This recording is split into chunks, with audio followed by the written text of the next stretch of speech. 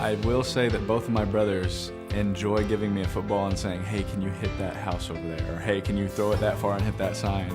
Or if we're at the beach, can you hit that umbrella?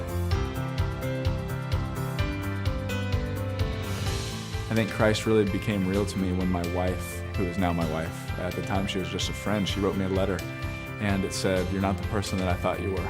He would say one thing but act the opposite way. So he was talking about God and how much he loved God, and then I would see him going to the parties, hanging out with the girls. Stay until 3 a.m., all those things, that was my lifestyle. I thought he was so in love and on fire for God, but then I saw what he was doing and it just wasn't adding up.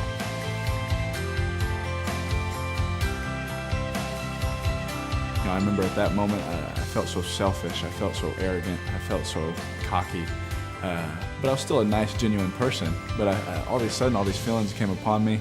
I got down on my knees, and it was finally that time where God kind of put his foot down on my throat and said, hey, I got special plans for you, and you're screwing it up. So I ended up sitting down talking to Derek, and he had apologized how he acted to me. He apologized how he'd not been, living the Christian life. And that next week, we had a game at the University of Ole Miss, and I got up in front of my whole team, and I told them, I said, guys, I've been calling myself a Christian, and I haven't been living it. You guys know what I've been doing. I'm a Christian now, and I've asked God for his forgiveness. Now watch how I live my lifestyle. And that's really what a Christian's about. And so that's when we started hanging out again. And then later on, we started to date. Then we made it official. And then, yeah.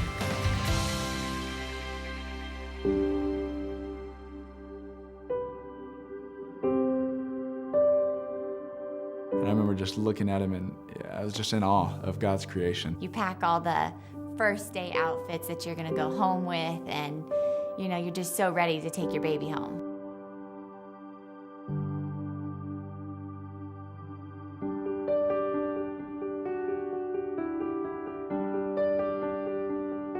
I remember I went to go grab the nurse because I knew something was wrong. I've been around 7 nieces and nephews, but I'd never seen anything like that. I couldn't sleep. I held him all night, sat straight up, would not fall asleep. And you're already so exhausted from giving birth.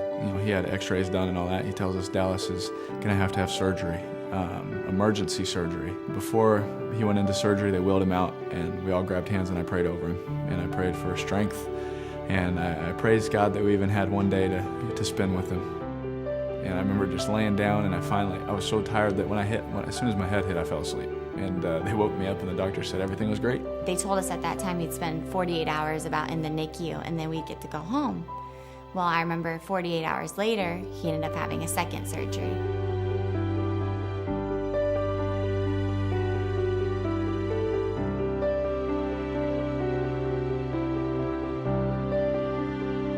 And so we were home for about 2 weeks.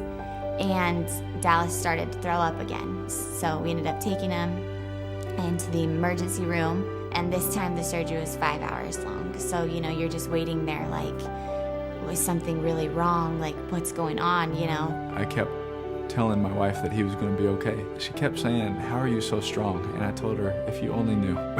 If you only knew, because I would go into the bathrooms and cry my eyes out. You can be a real Christian, but be dying inside, because we're human.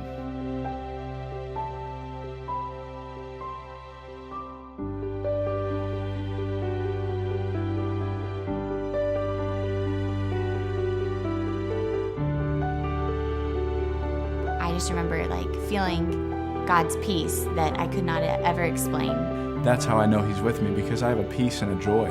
I can't describe it, but I have it and I know it's real.